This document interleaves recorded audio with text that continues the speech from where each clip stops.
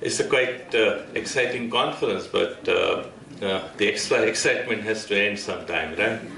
And this is the last session, the valedictory session of the conference. Let me first invite the eminent person who is going to give the valedictory address on the dais. I'm sure all of you know him.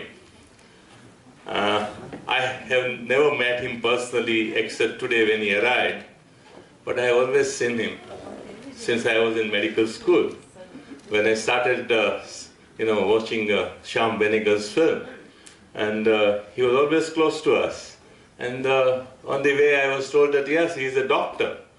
So I realized that he is not the only one, but another person that we knew about was Jabbar Patel, who was also a doctor. So here are the medical professionals who went beyond their call, who did something much, much more than that. So I have got a very formal introduction of him to describe everything that he has done, essential thing. So I'm not going to read out all his film. I think the parallel cinema and other cinema that he has worked, but I would like to tell you that some people might not be knowing about is that he was awarded prestigious Sangeet Kala Academy Award. And I think that is very, very important that he was made the Director General of the Film and Television Institute, which has been in news, something you must have read about, but he was there, and I think he brought a lot of dynamism there at the time. And, as a medical professional, he's a psychiatrist. And it's not just, working as a good psychiatrist, but at the same time, he's also an institution builder. So he has built the institution, which is, Maharashtra, which is Institute of Mental Health, Pune, Maharashtra Institute of Mental Health in Pune. So he is a multifarious personality. So we thought that he is the best person. And you have seen this in this conference. It is not just about ethics and medicine, which is also about humanities.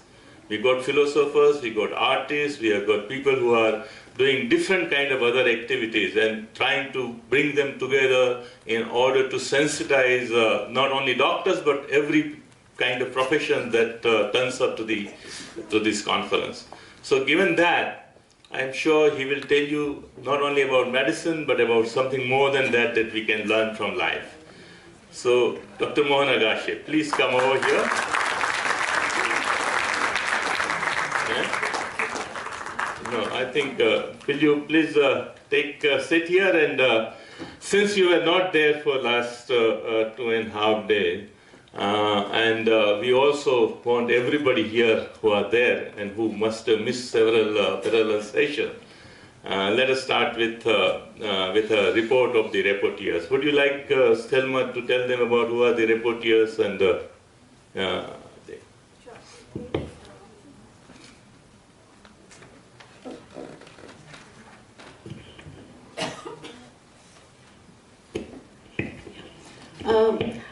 I would like to invite Dr. Sunita Kurpad, Veena, Deepa Venkatachalam to please come to the stage, Dr. Anant Bhan to also come. They are the rapporteurs for today's session. Is Anant Bhan here? Yeah. Maybe before we, and Rakhi to please also join Rakhi. Maybe before we start the rapporteuring, I would just like to make a couple of observations and comments.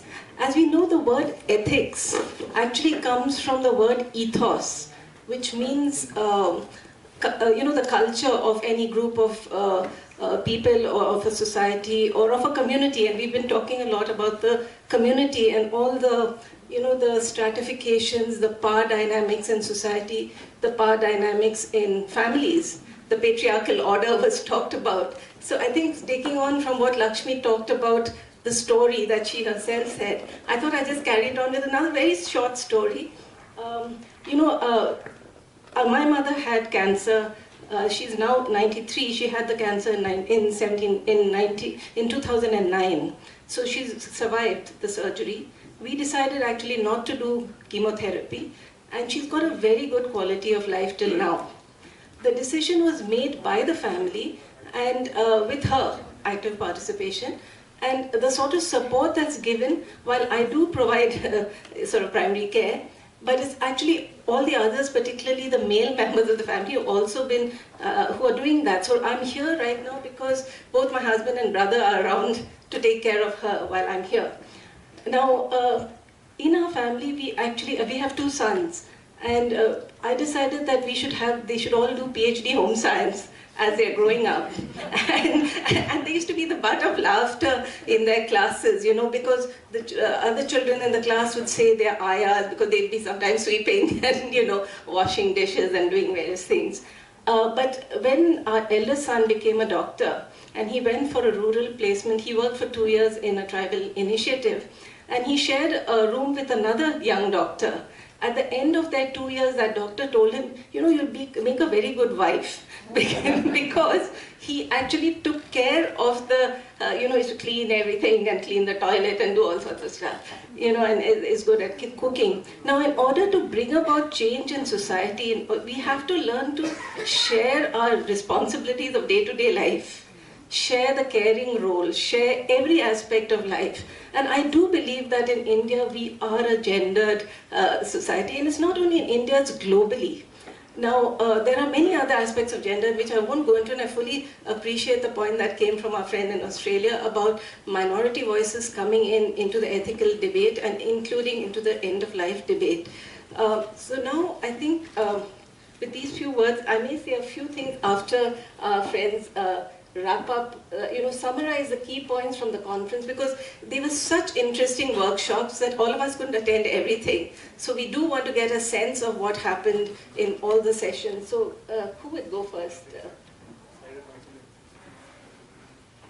Deepa, as you know, is the director of Summer in Delhi. She's very well known in the field. Summer itself is a very well known organization working for women's causes, for feminist you know, causes, and very much part of the health movement. There was a lot of talk of movement, and Summer has been active in the Jan Swasthya Abhiyan, the people's health movement, you know, in India as well as globally. So, Deepa. Thank you so much, Thelma. The 4 of us actually kind of really put together what came up in the last 2.5 days, and as you know, we're not standing here to claim that we've actually managed to do that. It's a challenging task given the complexities and issues that emerged through the 2.5 days. So what we've tried to do is really flag some of the key issues, and please do understand that if you don't see some of the things that you've said here, it does not mean that that has not been documented or that it will not appear in the more detailed report. This is just because we have very limited time, and we've just tried to kind of, amongst the 4 of us, tried to flag what we thought were really interesting and important issues to do so. Also, behind the 4 of us, or with the 4 of us, there has been a big team that has been working towards putting this together, and we'll acknowledge them more formally at the end of this. So I'm not very good at, okay, great.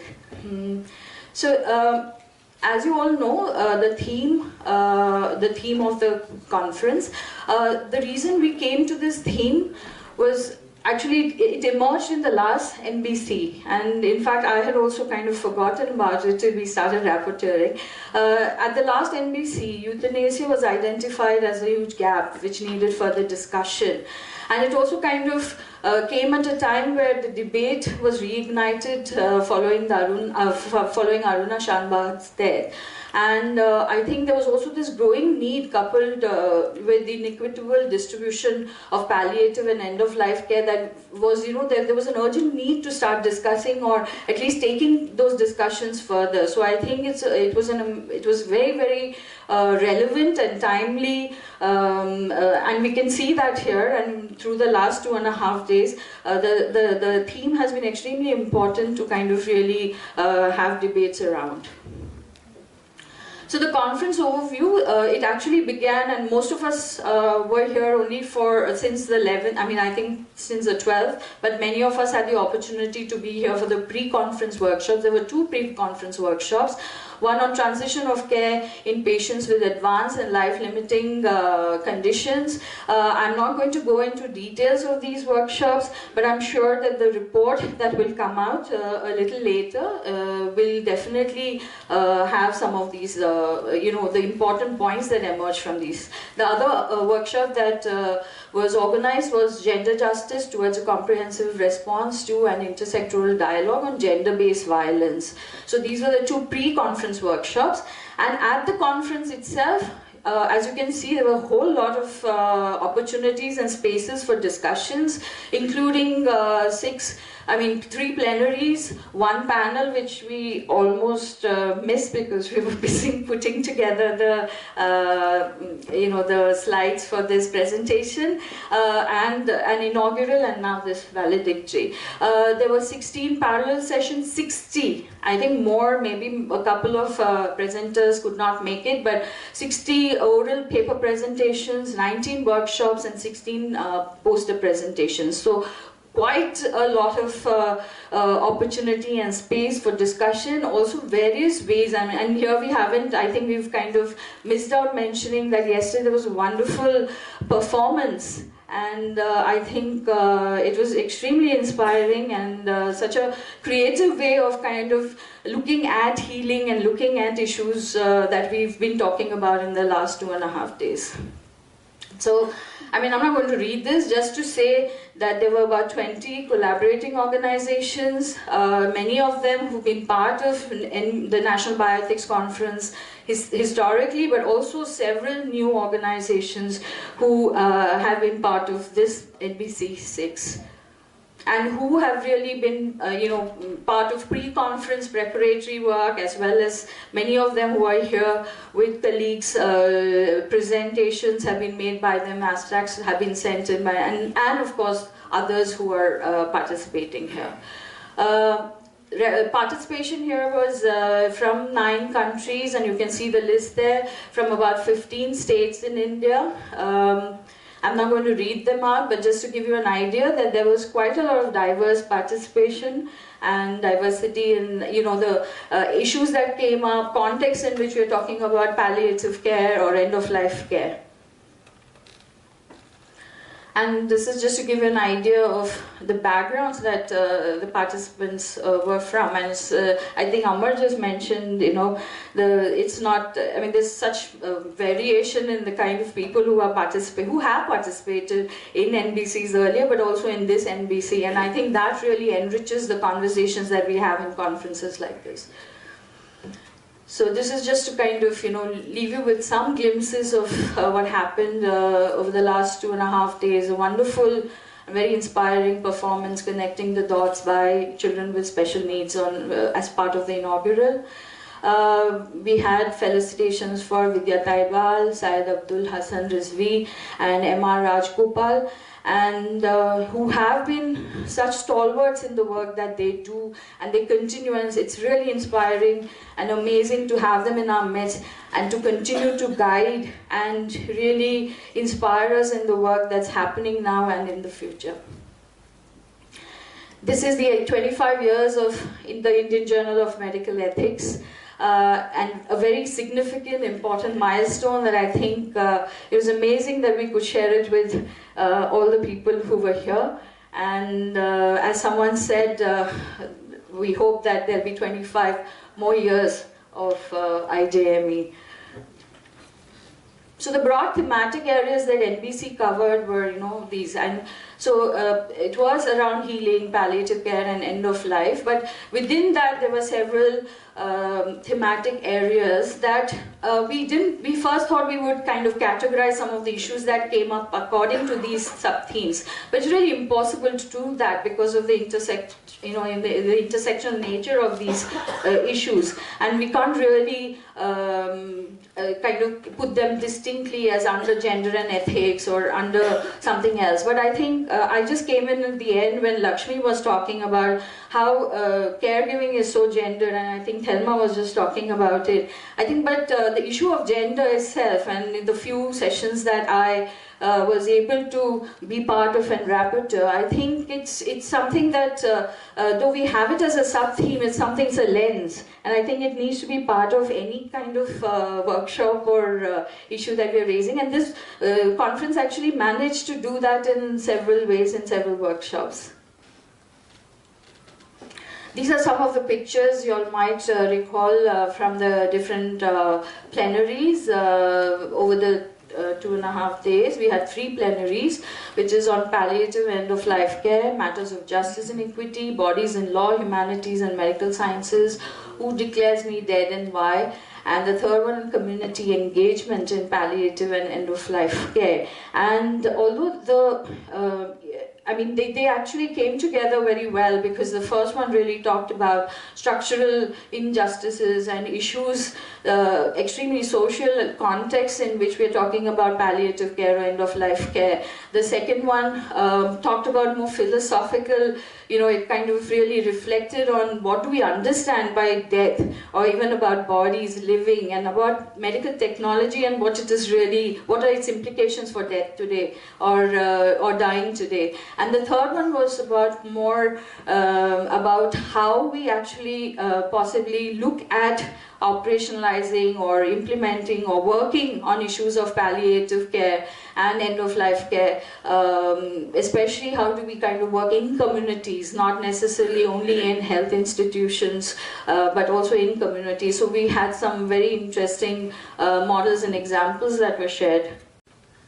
Thank you, Deepa. So some of the areas which were dealt with in the plenaries included discussion around the role of technology and what that has meant for medical sciences, especially post the 1950s and 1960s, with ventilators coming in, with assisted respiratory support, for example, and what that has meant in terms of a definition of death, how the law has dealt with the interface around decision-making around death.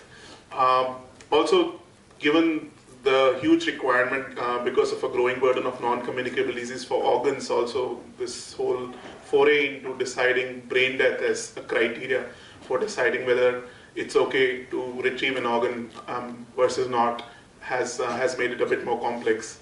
But then the question also becoming, is now death more of a commodity rather than a social phenomenon, which is what a lot of people were arguing for as well. And how within that scenario, given that healthcare, and especially healthcare in those advanced circumstances where you might, for example, require an organ donation, or you might need to be put on a respiratory support or cardiovascular support while you're waiting to donate an organ, it becoming almost a commoditized phenomenon. And how do poor people then how are they able to access care in that circumstance, given that we don't have universal health care in many of our circumstances and contexts? So how do you ensure then a high standard of care for those marginalized groups? The issues around volunteerism, a lot of people talked about how, especially in the palliative care community and the end-of-life support groups, volunteerism has played a very important role. Volunteers have played a very important role, but there can be challenges in ensuring that they don't have burnout, that they still feel a sense of compassion, empathy in being able to work in the areas that they are focused on. And how do you then move towards not just having these individual islands of change, but also compassionate communities? And also the idea that we need to move away from some of the negativity around death into also talking and working with those who might be having terminal illnesses, in helping them live their final moments, their final months with courage and in an environment where they feel supported.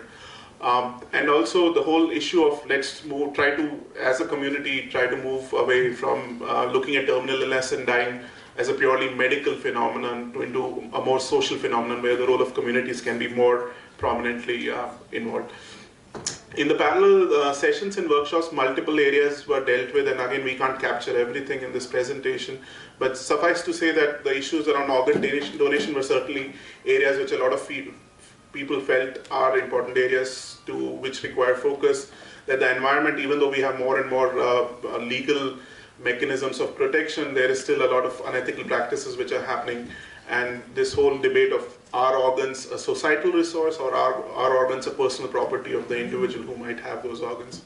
Our colleagues from Pakistan have shown that it's possible to even have mechanisms where transplantation can be offered to those who might not have the financial resources to afford them.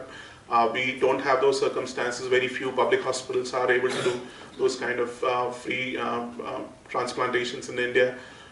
Then also understanding medical errors as a systemic issue, and which requires also a systemic response than just a character flaw on the part of an individual healthcare provider, that we need to find mechanisms for quality control, quality assurance within the system, and work with our providers to ensure that they are doing a better job and not look at just victimizing those who might occasionally commit an error.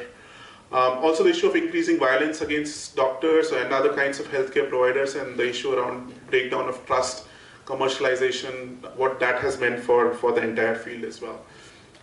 So we also had this whole discussion around there is a requirement for more awareness, but also probably some kind of an orientation for our frontline staff, the ICU staff, the staff who work with patients who might be interested in donating their organs, or their families, into being a bit more sensitive, into being a bit more proactive in the conversations that they have. Also the fact that a lot of frontline medical teams are very focused on a curative model and might not really be confident or not feel obliged to also look at the right opportunity to transition into a palliative care model, where understanding that there is a limit to which you can take curative medicine, and there is a time when you need to take a decision that it's no longer worth it to invest all your medical resources into a treatment phenomenon, but rather focus on a quality of life which you can give to that patient who might be able to then at least live the remaining time that they have in a more respectful manner, perhaps surrounded by those they care for. And what kind of a role can our current health system or a redesigned health system offer us, and what kind of a support mechanism can be engaged with in that circumstance. Also the fact that we've now moved, I think in the last century or so, slightly more, from a model where there is an over-reliance on doctors as the primary deciders or decision makers, into a more supportive care environment where multiple stakeholders can be part of those conversations. There were issues around autonomy, decision making. Does the patient decide? Does the family decide? How do you engage all these multiple stakeholders in making those right decisions around what kind of care, when, in what context, at home or in the hospital, in the community, with what kind of a support of the community. The issue around that we still struggle with facing futility, especially in medicine. So it's both futility and fatality in many ways that we really do not have a good handle on. That palliative care is not just about end of life, there are multiple other elements to it, and that there is a role for spirituality. Whether or not we consider ourselves religious, there might be other people who might want to at that point of time rely on spirituality or their own religious beliefs, and that we should not make that entire process devoid of that engagement for them if they feel that's important for engagement. There is a need to unpack some of the terminologies also from a medical perspective, from a legal perspective. You know, what does DNR mean? What does euthanasia mean? What does passive versus active, and those multiple elements? And that communication is a central theme, I think, which is, and I think this is something we've been talking about across all the NBCs that we have had, that if we were better at communication, I think the trust or the erosion of trust issue, which we've been talking about, perhaps we would have had a better response to that. We've had decent press coverage of the conference, and this has continued to come in. We saw some clippings this morning as well, which we could not include, and hopefully in the future as well, we'll have some reflections coming through both in mainstream media, but also in writing by many of you. The social media is an important amplification platform now, as all of you know. Our Facebook, the journal Facebook group, has been an important forum where those who could not make it to the conference in person have also been engaging with some of the ideas which have been shared in the conference. So people have been talking about some of the issues raised, and other friends who are on their list of or participants of our Facebook group have been responding to those issues which have been raised, and that's been really useful, and it will also serve as a forum for preserving some of these discussions. So both Facebook, we've had this discussion happen on Twitter as well, through our Twitter handle and through our Twitter hashtag as well, which was NBC6. A lot of people sharing information, which was really appreciated. Photographs, some of the key points that they found important as well. So one part which was really useful from social media was that we were able to track all our Pakistani friends who were coming. So we don't really know if the intelligence community was tracking them, but we were certainly tracking them right from the time they got their visas to as they were crossing the Wagah border and the 2.5 hours that they took them, because they were Facebook checking in at every circumstance. And since then they've made it to Pune, and we even know where they have been having their dinners or not.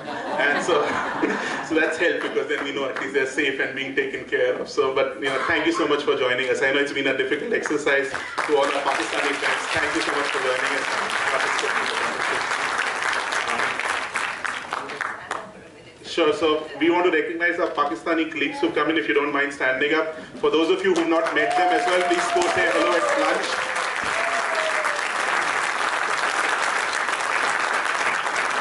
Thank you so much again.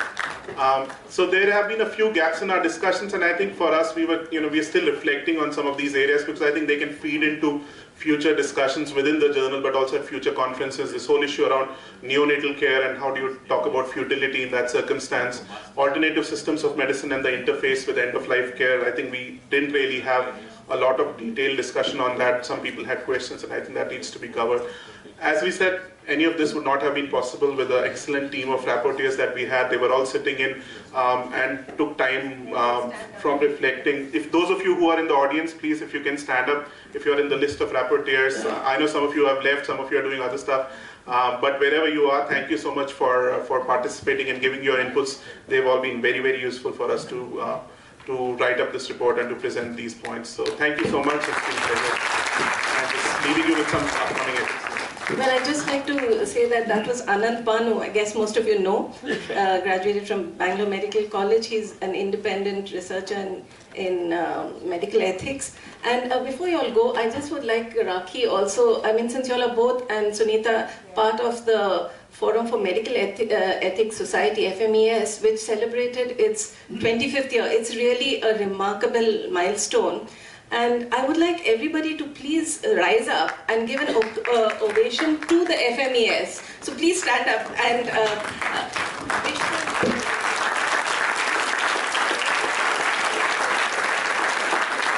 I'm really happy to see young people. So I think the transition, which many of us are thinking of transition before we reach the end of life. I mean, this is not an end of life for FMES. There's a need for a very vibrant community that takes it forward, and to have all the young professionals and others and members of the community actually playing an active role in this is fantastic. However, I would just like to, a few minutes before we come to you, sir, is that I think there are challenges ahead. And while we definitely build on our strengths, we have to see that we, all of us who come to NBCs or similar like-minded groups like the Medico Friends Circle, All India Drug Action Network, Jan Swasthya Abhiyan, we are really like fellow travelers. We like to, it's like not old girl, old boy club, but are we a movement? So is the bioethics has gone forward. It's reached universities, it's reached many institutions. But when you think of, like our Deshvasis, as our Prime Minister says, 100 and so many crores Deshvasis, we are not reaching out to them adequately. So I think we have to think of how we can do things differently. Now, I'm sure that using film theatre is one of the ways of actually reaching out, and we look forward to your talk in this regard.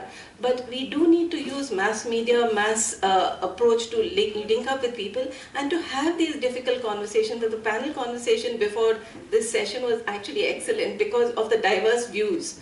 And it's only through those diverse discussions where there's a lot of dissent that actually move forward can take place. Now, I think end of life is something, it's really a celebration of the life. Now, those who die in neonatal or very young ages, infant mortality being so high, maternal mortality, how can we celebrate? There's nothing for us to celebrate in that.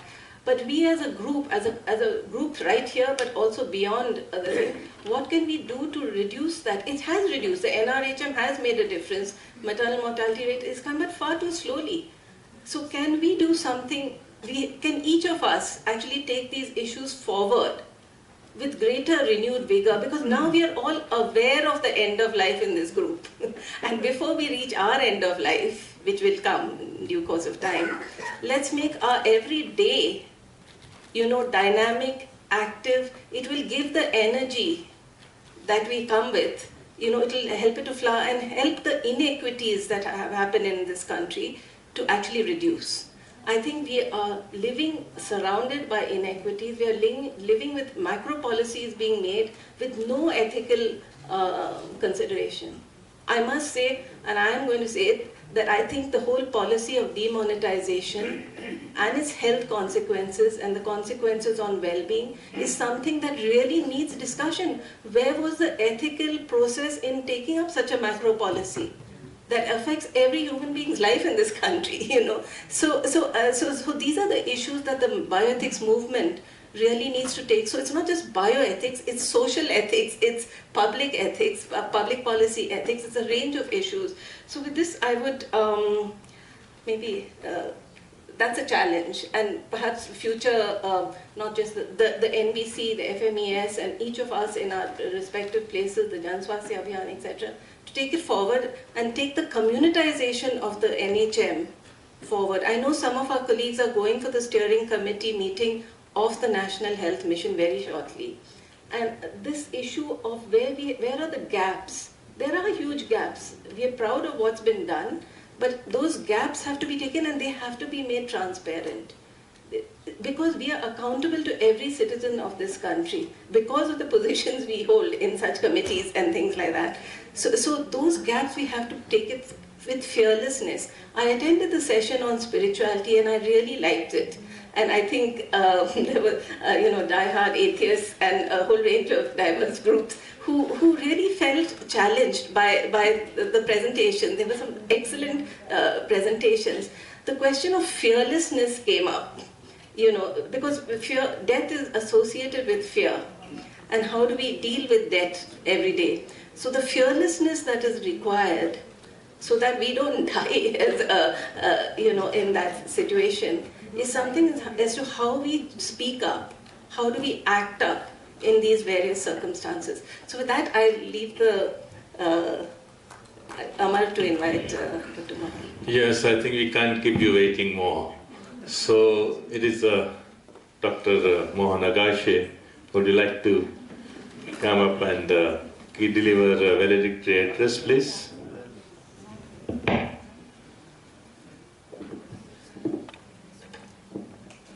Good afternoon, the dignitaries on the dais, in the audience, and all the speakers, all the participants. 2 days continuously hearing about life and death is a bit too much for me. Right? And many times I felt after many conferences that I should volunteer to be self-appointed opposition party.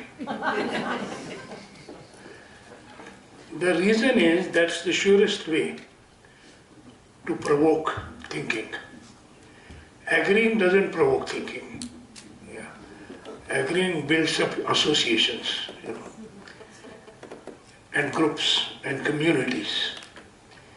And I'm reminded always in conferences of doctors particularly, or engineers, or architects, one of the definitions of professionalism, of professionals. This is a conspiracy by a group of people against the rest of the society. Where we want to be positive and push ourselves aggressively and to convince others. And at this point, I really start thinking, what is life? What is death? Are these two separate things? Or they're just one and the same? I've learned something about this, not from my medical curriculum, but something from a wonderful play which a friend of mine wrote at the age of 25, called Mahanirvan. And Mahanirvan starts with a scene where early in the morning, in a middle class family, wife is trying to wake up her husband who is still on bed. Right? And she's trying to convince him it's late, It's 9 o'clock, time to go to office, please get up. All right. And the fellow says, very much I wish that I should, but I can't. I said, what the hell are you doing in bed? And I said, I'm watching death. He says, sure I am, you must be watching my death. And he says, you stupid, it's not your death, it's my own death. He says, really? So what is this road like? It is very slippery, must be Cherrapunji. Right? Because time and again I'm slipping. And she says, and there I am to support you. And he says, my dear, you are not there only. It's alone. I am there alone. I said, what the hell are you now? If you don't wake up, I will tickle you. And he says, how much I wish that you tickle me, I would do the rest as per the tradition. But today I can't. And he says, why? He says, early in the morning, I had an excuse of sudden rise of blood pressure and the soul has left my body. You are lucky enough to hear my voice. Others can't even hear that. But you will not believe me because of our traditions and rituals. I, your own husband, telling you I am dead. You won't believe, so let us wait till the neighbors come, check me and announce I am dead. Then as per the tradition, you will go, you will faint and become sort of semi-conscious. Then people will wake you up and realizing that you are semi-conscious, you will faint again. And then he, like Haridasa, tells the whole story of his death and how rites and rituals have converted his simple nirvana into Mahanirvana. So in that I say, what is life? What is death? No. That really made me think, what is death? And he said, when the soul leaves the body, and what a soul means, probably. He says, today, I don't know how many of you know Marathi, but prana, when prana leaves the body, right, you are existing only as manganese, phosphorus, water. That's the world. एकदा शरीरातून कुडीतून प्राण निघून गेले की उरलेलं विश्व म्हणजे manganese फॉस्फरसचं विश्व आहे. So that brings me to a point of structure and function, right? And then medical and ethics. And are we too busy today to support the structure too much, right? And is it an outcome of greed, which has become rampant, by two opposing philosophies? One may be traditional, however. You know, traditionally we have this concept of rebirth, right? And in the new world, we have a concept there is only one life. And so you must have everything, whatever you want in that one life.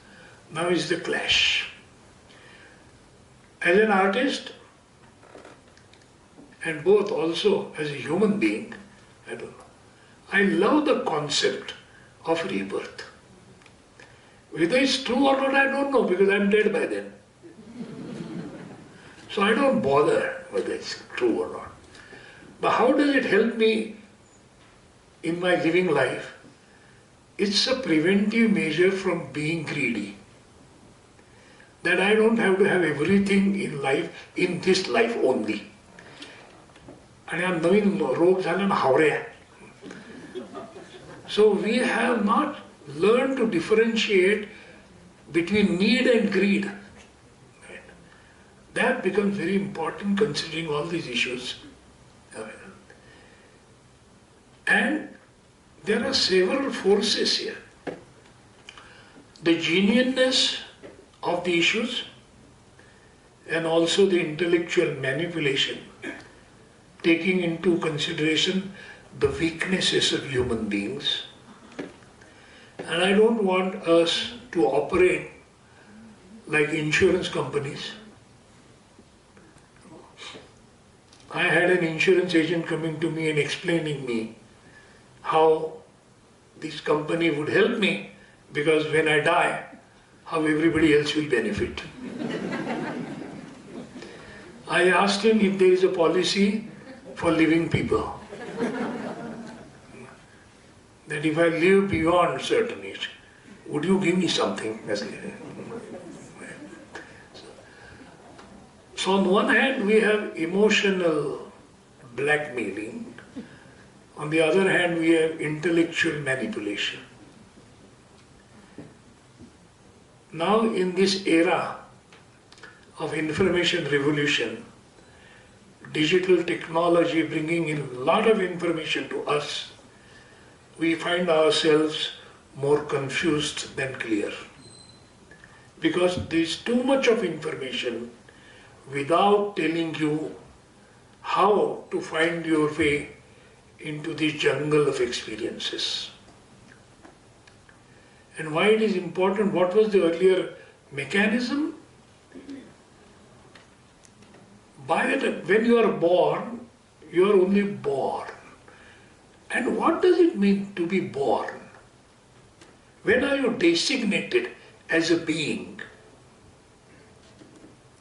or being born? Have you ever thought about it? I don't. Well, I did. So it's not when one mass of matter comes out of another mass of matter. This is the way we think, no? Scientists think that way. Right? There is a mass of matter which is growing for about 9 months, generally. For some it is less, for some it is more. Right? And then at the end of that period, suddenly that mass of matter throws out another mass of matter. So you see, instead of one, two linked with what is called umbilical cord. So it's like, are you then designated as a being? This is a question.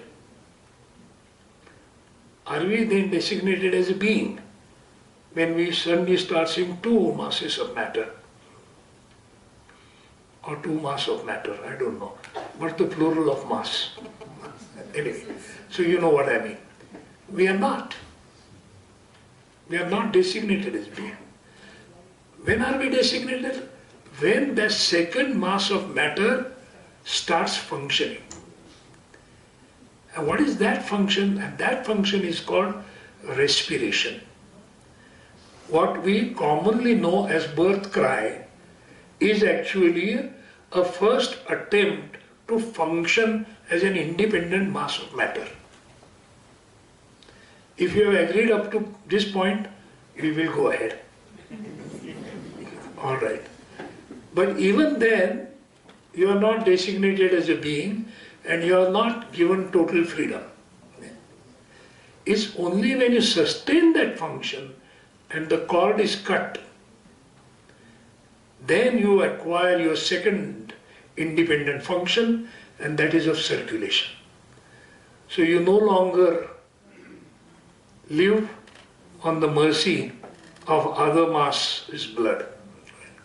You have to have, and that function is called circulation. All right? Okay. Now these are the two functions which are called vital functions.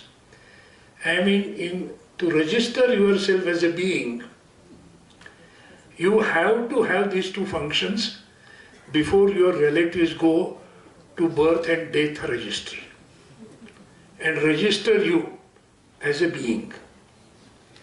And when you lose these two functions, you are designated as a non-being. And then that mass of matter is disposed of. Are we in agreement up to now? So this body is mass of matter. It has no value if it is not functioning. But it does not mean that it's valuable only if these two functions are there. And that's the crux of the point. When you are born, you are only born. You are not developed. And there is no other species than human species which takes so long to develop. Many of us actually die before we are developed fully. Though we may live for 100 years, so-called chronologically. And what is that rest of life? And that is best explained by Mangesh Padgaonkar in his poem, that your birth is the first page in the diary of Creator, and your death is the last page in the diary of the same Creator.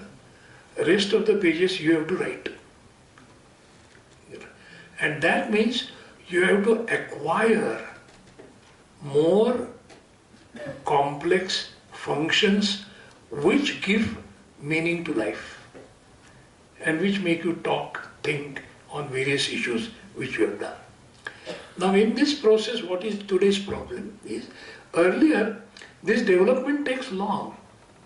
Information came much later. Remember, before the print technology and information revolution, because by the time you learn to read and write means to read and write of a complex nature. Not only Maja now Mohanai. Not only that, abstraction. That complex function, by the time you develop that complex function, you're already old to have a lot of experience of life. And so what generally happened, without even your knowledge, you generally analyzed or assessed information on the basis of experience you had. Today we are in the world where so much information is there that you have too much information before you have any experience of life. What happens again? Unconsciously, you tend to assess experience on the basis of information you have. Now these are two different processes. And this information you get mainly through print media earlier. Now you get it through print, audio and visual media, of which we spend 16 to 20 years of life studying, reading and writing, because this language of reading and writing of words is taught to us, and you cannot learn it unless you are conscious. But the language of image and sound you learn without being conscious also. And therefore there are two different words, being conscious and being aware. शुद्धीवर असणं आणि भानावर असणं असे मराठीत छान शब्द आहेत त्याला. Now there is difference between conscious and aware. Now there is an effort to be aware of everything. Now awareness is in the area of consciousness. Now so what happens is, consciousness has a limited space. It's like RAM, random access memory. And subconscious and unconscious is like hard disk. Now the problems of all these come, and including when we talk of law, especially in our country. Making law and succeeding in making a law is a theoretical success. And what is the difference between theory and practice? We all know. We have laws of traffic, don't we? What is the practice of traffic? So I think we are thinking too much. And this also I learned from a play, and that to Lokanatya of Dada Konke. You educated people waste too much time thinking. विचार तुम्ही शिकलेली माणसं विचार करण्यात फार वेळ घालवता. कृती. Now, in a way, it is dangerous to us because if we think and we reach conclusion, we are happy. We have forgotten to translate it into action. In oral tradition, there was much better. If she did something for me, the practice was not to say thank you, but the practice was to let it go from my conscious to my unconscious. Digest it, and when time comes, what she did for me, I should do for somebody else. In action. Now we have to translate things into action. And that doesn't happen by putting candles, taking out morchas, passing out resolutions. That happens again individually, like some of you have started. When you are convinced of something, start acting on it alone. If nobody is with you, if you are genuine, people would come and join you. And these days, I am extremely wary therefore. I think after learning, reading, writing and talking in speeches, I think I should go back to Meher Baba and try and not to speak at all. Only when I do that, there's some chance of me digesting what I read, what I hear, so that I can convert it into action. So I think I should start by keeping mute myself. Now, maybe to leave you with a question. What exactly we mean by emotions and intelligence? How do we promote? Now, the normal human emotions like compassion, for instance, educated world calls it sentiment. Because we have learned, and learning rather, to put cognitive filters to our emotions. One of the dangers of rational emotive therapy, instead of understanding how is that the emotion is so contrary to what I think, we try to rationalize emotion. We don't try to emotionalize thinking. So we have to decide why something comes from within. Spontaneity is from within. And speech with cognitive manipulation. I know for sure there is emotional blackmailing also, but generally and commonly that is for survival purpose. When dependency is there, any kind of dependency, including emotional dependency, then you do emotional blackmailing. Intellectual manipulation is generally for profit. That is the gift of the new generation. I would like you all thinking people, because I think somebody was here to conduct a workshop on compassion. And I think we need to retain some of our emotions. Why? When understanding ends, law steps in. Think about it. What is the practice? समजूत संपली की कायदा येतो. In our family, we are a happy family as long as we don't have to float tenders for what subjects to buy. And what is the difference between love and being rational? Unless we are irrational, we can't live together happily. And happily means grief is included in happiness. Anger is included in happiness. You can get angry, you can get sad, you can feel jealous, but all that finally should convert itself into love and a loving memory.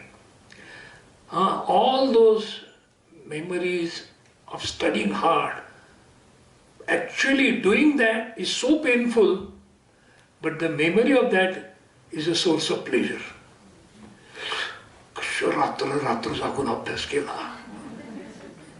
And we stayed together. So do everything, the memory of which would be source of pleasure, not only for you alone, but for the entire group. That would take care of most of our problems. That's the way I think. Thank you very much.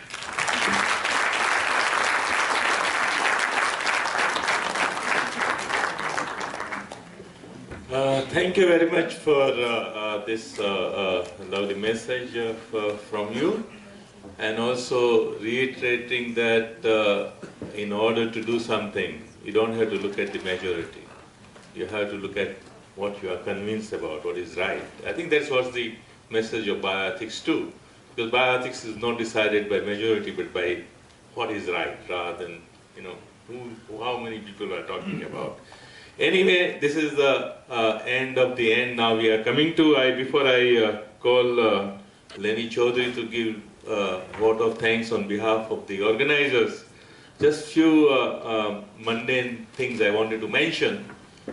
I have been part of this journey of both Indian Journal of Medical Ethics as well as National Bioethics Conference from the very beginning.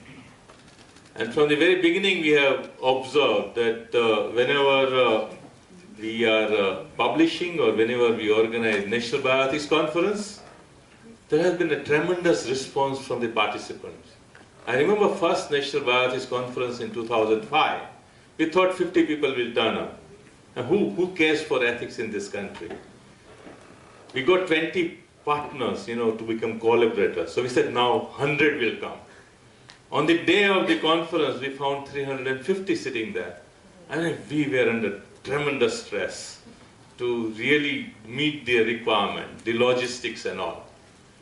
What I learned over the years, the National Bioethics Conferences have been organized, is that this is the conference which are successful, not because we are organizing it, but because the kind of people who turn up here. And people ask me that, excellent call, every time. I mean, in last 3 days, so many people have come to me and said that this is really great conference. But I tell you, 2 years back, when we were in Bangalore, at the end of the conference, same thing was told to me. In 2005, also the same thing was told to me. This is simply because you all come, you take conference in your hand and run it. I think the kind of debate that you are doing, the multidisciplinary character and the issues that you are raising, I think this is what makes a conference good. So, yes, we provide you platform, and I must tell you that every time we are not able to take care of your needs. A lot of people have come from outside Bombay, or outside Pune here, and in other conference venue also. Sometimes we have got really good infrastructure. Every time we have not got good infrastructure. I know that this time many people had a lot of difficulties while staying here. But I hope what you got from the conference will let you forgive us, and hope you will keep coming back here. The second thing is, I think it was more of, you can say, issue of getting right recognition. But I was very happy to see the Director General of ICMR turning up here. It's not that we haven't been inviting Director General of Indian Council of Medical Research. In 2005, we had invited Dr. Ganguly. You will find in the program his name there, but he never turned up.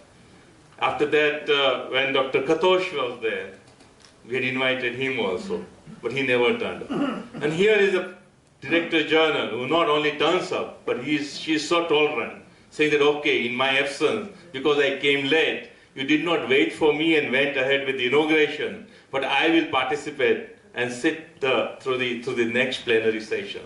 So I think this is a something new development, in the sense that because of the way you have been talking about ethics, I think voice is being heard somewhere. And people are feeling that this cannot be ignored, and we will have to take that into consideration. So I am very happy that such people have turned up. Since I talked about Professor Soumya Swaminathan and DG of the ICMR, I think she was given this book by somebody from the audience here. And she has written the book, but she doesn't know who gave it to her. So if this is your book, please collect it from me after the conference. The last thing, I think some of you were participant to the IGME session, where we talked about difficulties and the challenges that Indian Journal of Medical Ethics is facing. Last time in Bangalore, in December 2014, we were in severe crisis, financial crisis. And in the inaugural session, I said that we may be closing the print issue. I think participants forced us, many of our friends forced us to have a meeting in the night. And suddenly, some money was collected. And we have continued. So that's how 2.5 years we have just gone on like this.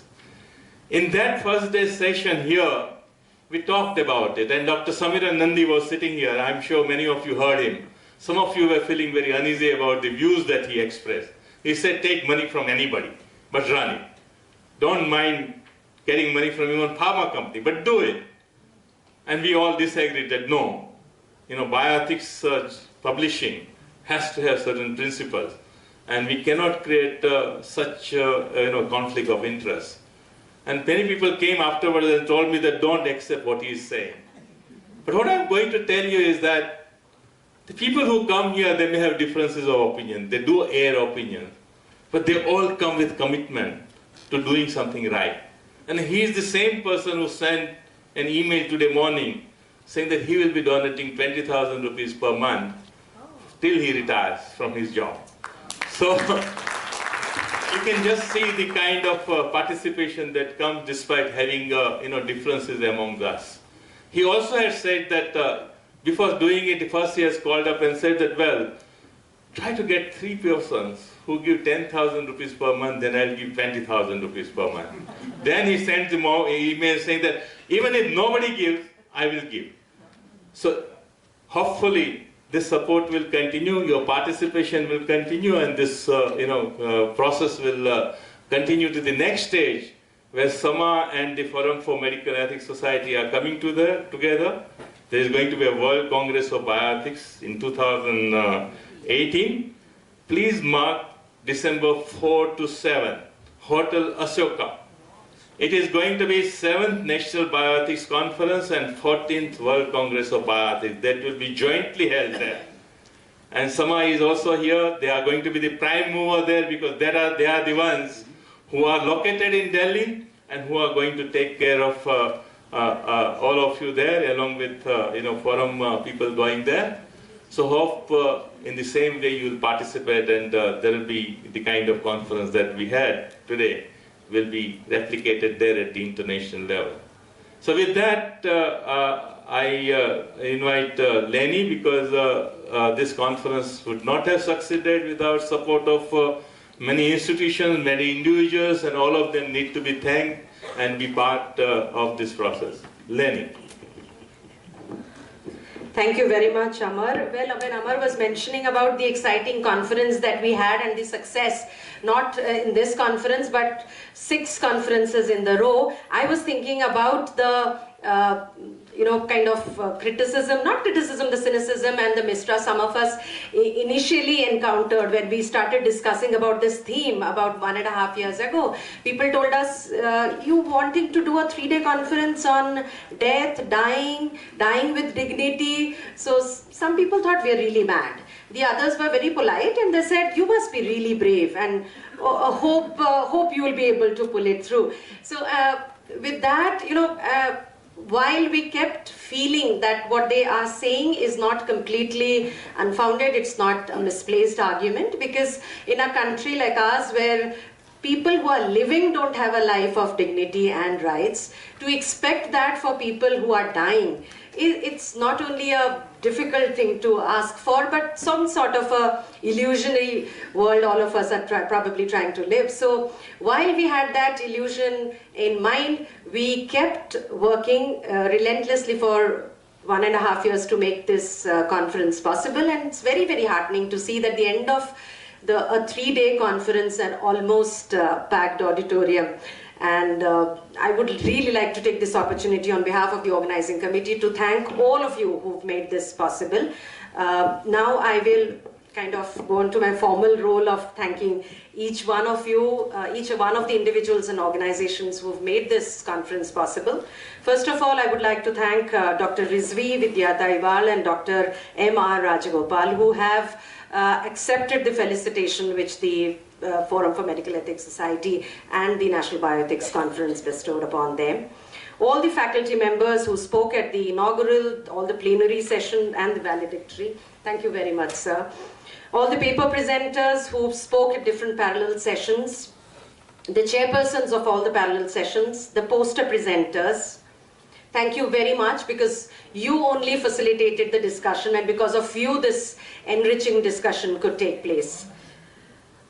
Then I would like to thank the collaborating organizations. Amar mentioned how we started this journey of organizing the Bioethics Conference with the support of the collaborating organizations. I will, because of lack of time, I will not read out the names of each of these organizations. The names are mentioned in the conference booklet and the reporteur's report which was presented here, but I must say that this has been a very innovative model which we started right from the first Bioethics Conference. That is, several organizations not only pledged their commitment to the issue, but also provided human resources and financial support to make this conference possible. And today we have a long list of organizations who have had that trust and commitment on this issue and have committed financial support to it, and which actually acted as seed money for organizing this conference. And we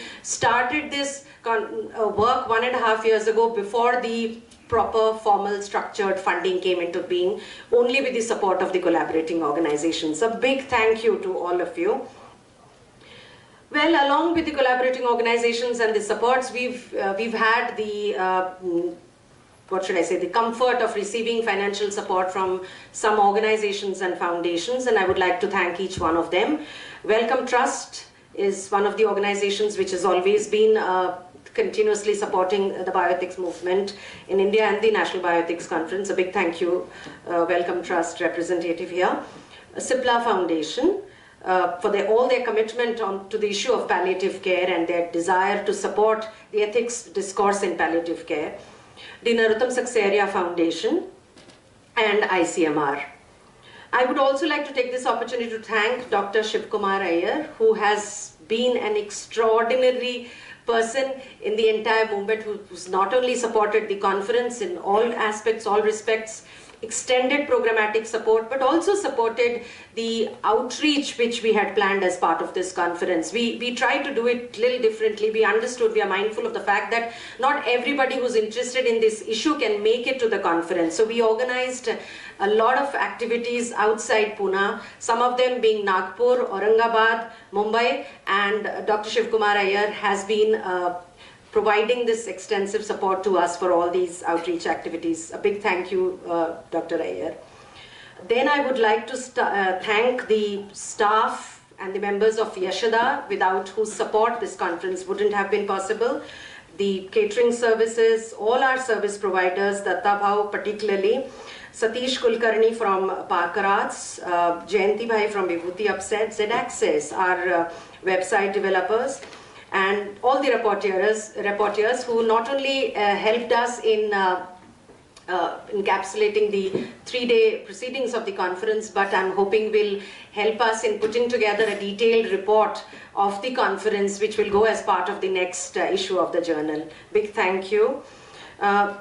Then finally, our young friends, the volunteers, without whom the conference wouldn't have been possible. A real energetic lot. Thank you very